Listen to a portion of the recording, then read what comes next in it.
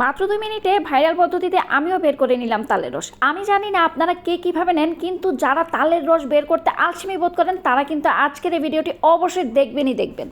আসসালামু আলাইকুম, আপনারা সবাই কেমন আছেন? আমি আলহামদুলিল্লাহ ভালো আছি। সকালবেলা ঘুম থেকে উঠে আজকে মন চাইলো মশলা চা খাওয়ার। আপনারা দেখতে পেয়েছেন গরম পানির মধ্যে কিন্তু আমি এলাচি, দারচিনি, এরপর সামান্য একটু আদা ছেঁচে দিয়েছি, এরপর দিয়েছি চা পাতা, খুব সুন্দর করে একটু লিগার করে তারপর আমি এখানে গরুর দুধ দিয়ে দিয়েছি। গরুর দুধের চা কিন্তু আমার বেশ মজা লাগে খেতে। তো চা খাওয়ার পর কিন্তু চুপচাপ বসেই ছিলাম, কিন্তু হঠাৎ করে এসেছে ভিনদেশি আপু আমার বাসায় আসার সময় নিয়ে এসেছে তাল কিন্তু এখানে শুধু 2টা নয়, আরও কিন্তু রয়েছে। আমি দেখানোর আগেই কিন্তু আমাদের কাজের খালা খুব সুন্দর করে সবগুলো তালকে ছুলে নিয়েছে।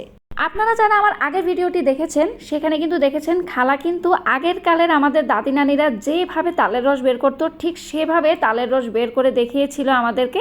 তো খালাকে আজকে আমি শিখাবো ভাইরাল পদ্ধতিতে কিভাবে 2 মিনিটে তালের রস বের করা যায়। আপনারা দেখতে পাচ্ছেন খালা কিন্তু একটি ছোট কলা জালি নিয়েছে, সেই জালিতে খালা কিন্তু একটি একটি করে তালের বিচি নিচ্ছিল এবং বিচিগুলোকে কিন্তু খুব ভালোভাবে ঘষছিল।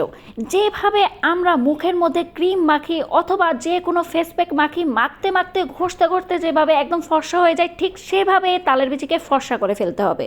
একদম কিন্তু ধৈর্য হারা হলে হবে না এবং হতাশ হলে হবে না, রেজাল্ট তো আসবেই আসবে।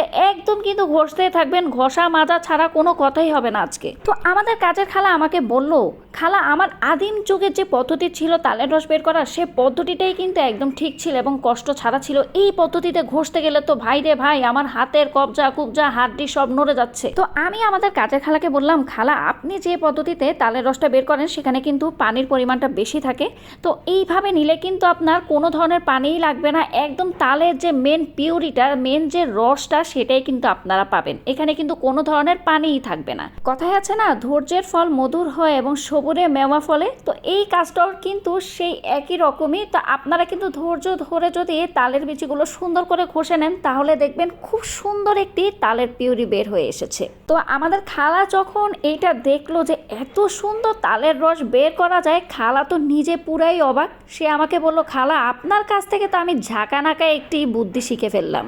তো খালা কিন্তু খুব সুন্দর করে এই বুদ্ধিটা শিখে ফেললো। তো আপনারা যারা আমার ভিডিওটি দেখছেন তারাও কিন্তু এই ঝাঁকানাকা বুদ্ধিটা কাজে লাগাতে পারেন, তাহলে কিন্তু খুব সহজেই আপনারা তালের পিউরিটা বের করে ফেলতে পারবেন।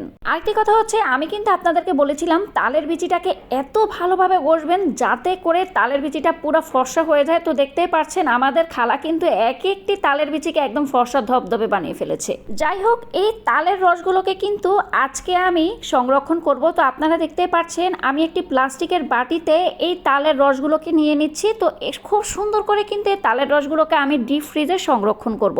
আমার যখনই মন চাইবো তখনই কিন্তু আমি এই তালের পিউরিগুলো অথবা রসগুলোকে বের করে কিন্তু পিঠা, পায়েস, কেক যে কোনো কিছু বানাতে পারবো। আর আজকে তালের রস বের করার নিনজা টেকনিকটি আপনাদের কেমন লেগেছে অবশ্যই কিন্তু আমাকে কমেন্টস করে জানাবেন। আজকের জন্য এখানে বিদায় নিয়ে নিচ্ছি। আল্লাহ হাফেজ।